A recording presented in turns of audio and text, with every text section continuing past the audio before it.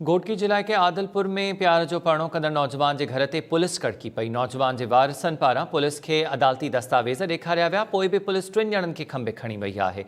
Report कर रहा है माजिद अली कलवर। मौजूद आहियूं सचल प्रेस क्लब आदलपुर गया, जिते गुड़ सिजावल बल्क जा जेके रवासी आहिनि उहे सरापा एहतजाज बढ़ियल आहिनि। अचो त हिन सां ॻाल्हि ॿोल कयूं त हिन जो कहिड़ो मुतालबो आहे। मसलो इहो आहे, मुंहिंजो पुटु अहसान बदीन मां शौक़ जी शादी करे आयो आहे। हाई कोर्ट में निकाह करे असांखे उन जा मिट ख़तर धमकियूं ॾींदा रहिया।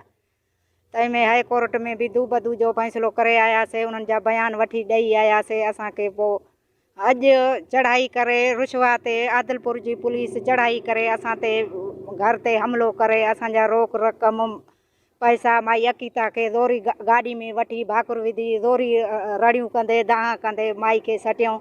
जंहिंमें मां गाॾी जे अॻियां फिरी आयमि, मूंखे पुलिस एसीओ चयो त छाजो इहो आहे। मां हाई कोर्ट जा कागज़ खणी ॾेखारिया बि न, पुलिस मञियो न को इहो कयो बि। उते मूंखे धिका ॾेई खणी सटियऊं खणी। मुंहिंजी जन्नत पोटी 10 सालनि जी माई अकीता, मुंहिंजो मुड़ुसु मीर हसन, पुटु वज़ीर उते अगवा करे आदलपुर वारी पुलिस खणी आई आहे। अगवा उन्हनि सां गॾिजी भाॻियुनि सां माई पंहिंजे राय ख़ुशी सां शादी प्यार जी करे आई आहे। तंहिंमें माई खे दड़का ॾींदा रहिया आहिनि त माई खे असां मारींदासीं, मथां माई मारे छॾनि कारप जो इल्ज़ाम ॾेई। असां तंहिंमें असांखे कोर्ट इंसाफ़ करे, सखर वारी कोर्ट हुजे या पुलिस हुजे, असां सां तावन करे। मसलो इहो आहे त मुंहिंजो भाउ अहसान अली मलिक बदीन खां आतिका माई सां प्यार जो परणो करे कोर्ट घोटकी कोर्ट में शीशन में निकाह कयो ऐं उन जा मामा ऐं उन जा वालिद हर धमकियूं ॾींदा रहिया ऐं असांजे घर ते हमिलो करे असांजा 4 माण्हू अगवा कया आहिनि। भाॼाई मुंहिंजी आतिका ऐं मुंहिंजा भाउ वज़ीर ऐं मुंहिंजी भाइटी 10 सालनि जी जन्नत ऐं मुंहिंजो वालिद साहब मीर हसन मलिक। ऐं मूंखे इहो भउ आहे त कारे इल्ज़ाम खे ॾेई करे मुंहिंजे भाभी खे मारे न छॾनि। बदीन मूं प्यार जो परणो कयो ऐं माई अतीका सां ऐं उनजो पीउ माना वठी करे पुलिस जी आदलपुर जी चढ़ाई करे ॾींहं जो अगवा करे उतां खणी आहे माई अतीका खे।